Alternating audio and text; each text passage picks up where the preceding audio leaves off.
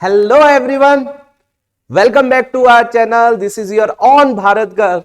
आज हम आप लोगों के लिए एक बहुत अल्टीमेट वीडियो लेकर आ रहे हैं गाइस। एक बहुत अल्टीमेट कॉन्सेप्ट लेकर आ रहे हैं जो एग्जाम में 100% आएगा ही आएगा। आज जो वीडियो है वो 12th क्लास के लिए है। हमने चैप्टर स्टार्ट किया था रिटायरमेंट ऑफ अ पार्टनर, उसकी एक वीडियो हम ऑलरेडी डाल चुके हैं जिसके अंदर बहुत सारे कॉन्सेप्ट्स के बारे में हमने डिस्कस किया था। अगर आप लोगों ने अभी तक उस वीडियो को नहीं देखा है, एक बार जाइए और उस वीडियो को जरूर देखिए। सो गाइज, आज हम जो डिस्कशन आप लोगों के साथ करने वाले हैं, एक important topic, most important topic, जिसका नाम है गुडविल। यस गाइज, गुडविल के बारे में इस चैप्टर में गुडविल किस तरीके से आ सकता है, आप लोगों से पूछा जा सकता है, हर एक चीज हम आज आप लोगों से डिस्कशन करने वाले हैं। चलिए guys, let's start with the concept goodwill. Yes, goodwill. So goodwill की अगर हम बात करें, गुडविल को मैं दो पार्ट्स में डिवाइड कर रहा हूं गाइस। बहुत इजी तरीके से आपको समझाता हूं, आप लोगों को बहुत अच्छे से क्लियर हो जाएगा। पहला कौन सा गुडविल का पार्ट मैंने अलग किया, वो पार्ट जो कब आता है, जब हमारा क्या होता है, रिकॉन्स्टिट्यूशन होता है, रिकॉन्स्टिट्यूशन ऑफ पार्टनरशिप फर्म, या उसे डिसोल्यूशन ऑफ पार्टनरशिप भी बोला जाता है। मतलब पुराना एग्रीमेंट खत्म हुआ, नया एग्रीमेंट एग्जिस्टेंस में आया। वो कब होता है, आप लोगों को याद होगा वो कब होता है गाइस? जब एक नया पार्टनर आता है, न्यू पार्टनर आता है, ठीक है। जब हमारा चेंज इन प्रॉफिट शेयरिंग होता है, प्रॉफिट शेयरिंग रेशो होता है, यस भैया बिल्कुल सही। या कोई पार्टनर रिटायर होता है, यस रिटायर होता है, या उसकी डेथ होती है, तो उस केस में रिकॉन्स्टिट्यूशन ऑफ पार्टनरशिप फर्म होता है, या डिसोल्यूशन ऑफ पार्टनरशिप भी उसे बोला जाता है। मतलब पुराना एग्रीमेंट आपका खत्म हो गया और नया एग्रीमेंट एग्जिस्टेंस में आ गया। तो उस केस में हम क्या करते हैं, दो चीजें करते हैं गुडविल के रिगार्ड में। एक तो पहली बात, गुडविल को वैल्यू किया जाता है, यस गाइस वैल्यू किया जाता है। और दूसरा, गुडविल का ट्रीटमेंट किया जाता है, यस गाइस बिल्कुल, गुडविल को वैल्यू और गुडविल को ट्रीटमेंट, गुडविल का ट्रीटमेंट। तो ये चीजें हम डिस्कस करने वाले हैं आप लोगों से। और दूसरी बात, दूसरा क्या है भैया, आपने एक तो बता दिया, दूसरा है जब गुडविल ऑलरेडी अपीयर करती है, ऑलरेडी अपीयर करती है किसमें, बैलेंस शीट में। यस भैया, ये भी एक इंपॉर्टेंट टॉपिक है जो एग्जाम में आता है। गुडविल ऑलरेडी अपीयर कर रही है बैलेंस शीट में, तो उसका ट्रीटमेंट क्या होगा। आज हम इन दोनों टॉपिक के बारे में आप लोगों से डिस्कस करने वाले हैं। उसके बाद और कुछ टॉपिक इसके बारे में आता नहीं है। चलिए guys, let's we proceed.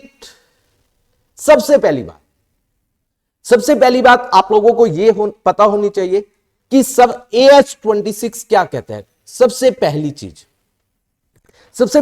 AS26 क्या कहता है कि आप गुडविल को बुक्स के अंदर तभी दिखाते हो जब उसके लिए आप मनी और money worth, yes guys, money और मनी वर्थ आप क्या करते हो, पे करते हो।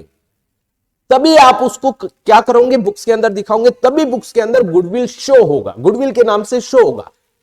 लेकिन अगर आपने मनी और मनी वर्थ पे नहीं किया है, तो वो पे नहीं किया है, तो उस केस में हम उसको शो नहीं करेंगे। AS26 कहता है कि गुडविल को तभी बुक्स के अंदर दिखाया जाता है जब उसके लिए मनी और मनी वर्थ पे होता है। अदरवाइज अगर मनी और मनी वर्थ पे नहीं होता है तो दिखाया नहीं जाता है। तो गाइज, अब मैं बात कर रहा हूं, किसकी बात कर रहा हूं, रिकॉन्स्टिट्यूशन ऑफ पार्टनरशिप फर्म, और इसे डिसोल्यूशन ऑफ पार्टनरशिप भी बोला जाता है। इस केस में हम गुडविल को, गाइस सुनना ध्यान से, गुडविल को क्या करते हैं, मैंने क्या कहा, एक तो हम वैल्यू करेंगे, कितनी उसकी वैल्यू है, और फिर उसका ट्रीटमेंट करेंगे। तो यहां पर मैं इसी के रिगार्ड में AS26 को लेकर आ रहा हूं। अब यहां पर केवल क्या कर रहे हैं, एक पार्टनर, क्योंकि चैप्टर का नाम है रिटायरमेंट ऑफ अ पार्टनर, एक पार्टनर रिटायर हो रहा है, तो रिटायरमेंट के समय हम गुडविल को वैल्यू कर रहे हैं और गुडविल का ट्रीटमेंट कर रहे हैं। इसमें कोई मनी और मनी वर्थ का खेल नहीं है, कोई ना मनी वर्थ आ रहा है जा रहा है। तो इस केस में हम क्या करते हैं, गुडविल को बुक्स के अंदर दिखाते नहीं है। तभी हम एंट्री करते हैं, पार्टनर की कैपिटल को ही डेबिट करते हैं और पार्टनर की कैपिटल को ही क्रेडिट करते हैं। आई होप ये बात आपको समझ आई होगी।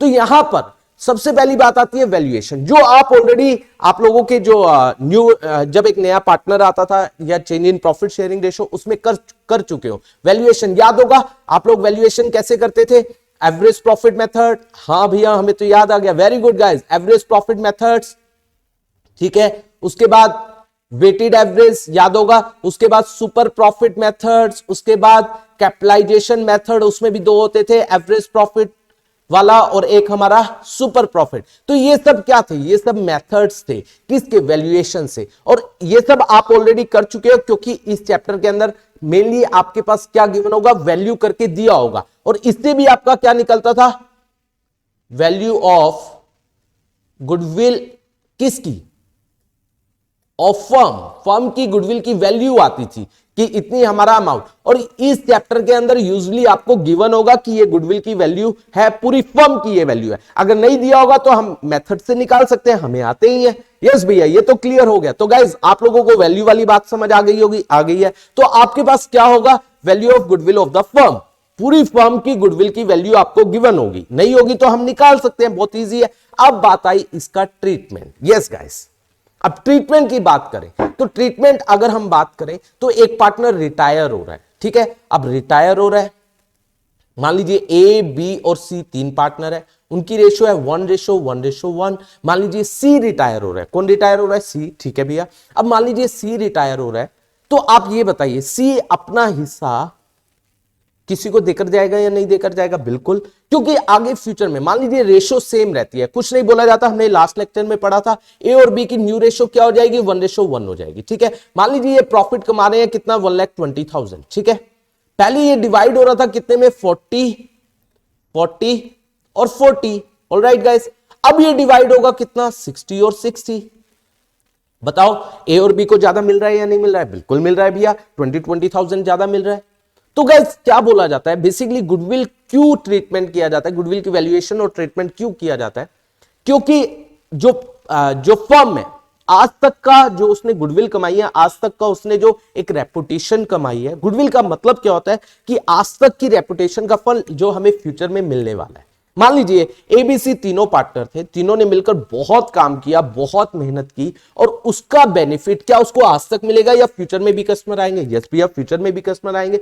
तो सी कहता है भैया मैंने काम किया, मैंने मेहनत किया, आपने भी किया, मैंने भी की है, और आपको उसका बेनिफिट फ्यूचर में मिल जाएगा। लेकिन जो मैंने आज तक मेहनत की है मेरे को तो फ्यूचर में बेनिफिट नहीं मिलेगा। वो बेनिफिट तो आप मेरे द्वारा की गई मेहनत का भी बेनिफिट आप लेकर जा रहे हो, लेकिन ऐसा तो होना नहीं चाहिए। जो मेरे को बेनिफिट मिलना चाहिए मुझे प्लीज उसको कंपनसेट कर दो। Yes guys, that is the meaning of goodwill. कि जब एक पार्टनर रिटायर होता है तो वो कहता है भैया मैंने आज तक मेहनत की है, जिसका बेनिफिट आप लोगों को फ्यूचर में मिलेगा वो, लेकिन उसमें से जो मेरा पार्ट है वो मेरे से रिलेट करता है, तो प्लीज आप मुझे आज ही वो पार्ट दे दो। इसीलिए गुडविल का ट्रीटमेंट किया जाता है। तो क्या होगा बेसिकली, तो मान लीजिए मैंने अभी एग्जांपल लिया, एबीसी पार्टनर है 1:1:1 में, ठीक है। अब मान लीजिए गुडविल जो है, गुडविल फर्म की गुडविल की वैल्यू लगाई गई कितनी, 1,20,000। ऑलराइट गाइस, 1,20,000 पूरी फर्म की गुडविल की वैल्यू लगाई गई, ठीक है। अब सी जा रहा है, ठीक है।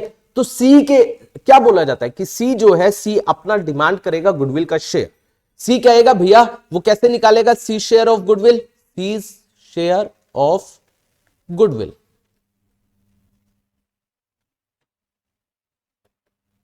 कितना आ गया, 1,20,000 पूरी फर्म की है, उसका शेयर है 1/3। वो क्या कहेगा, भैया मेरा 40,000 आप मुझे दे दो, ठीक है।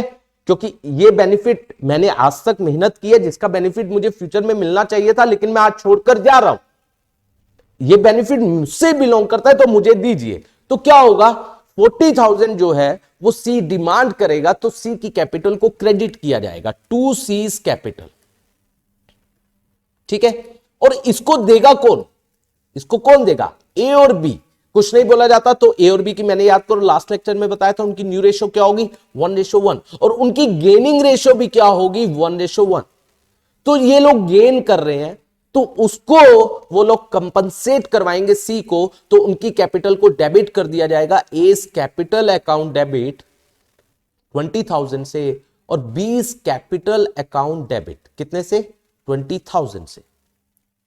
तो ये हम क्या करेंगे, एंट्री। तो अल्टीमेटली अगर हम कंक्लूजन करें तो एंट्री क्या हुई, जो पार्टनर क्या कर रहा है, गेन कर रहा है, गेनिंग पार्टनर्स को क्या किया जाएगा, डेबिट किया जाएगा। और टू में रिटायरिंग पार्टनर जो रिटायर हो रहा है उसको क्या किया जाएगा, क्रेडिट किया जाएगा। आई होप ये बात आप लोगों को समझ आई होगी। यस भैया बिल्कुल क्लियर है। अब इसके अंदर कई बार क्या आ जाता है, इसके अंदर एक और बात आ जाती है, कई बार जो क्या है, जो कंटिन्यूइंग पार्टनर है, मान लीजिए ए बी सी पार्टनर है, ठीक है, 1:1 में सी तो जा ही रहा है, सी जा रहा है, सी को तो क्रेडिट किया ही जाएगा, बी भी क्या कर रहा है, सेक्रीफाइस कर रहा है, और सारा का सारा गेन कौन कर रहा है, ए कर रहा है। ऑलराइट गाइस, सी जा रहा है तो सी को तो क्रेडिट किया ही जाएगा, बी भी क्या कर रहा है, सेक्रीफाइस कर रहा है, बी का शेयर भी कम हो रहा है तो बी को भी दिया जाएगा, टू बीस कैपिटल, और सारा का सारा गेन कौन कर रहा है, ए, तो ए की कैपिटल क्या हो जाएगी, डेबिट हो जाएगी।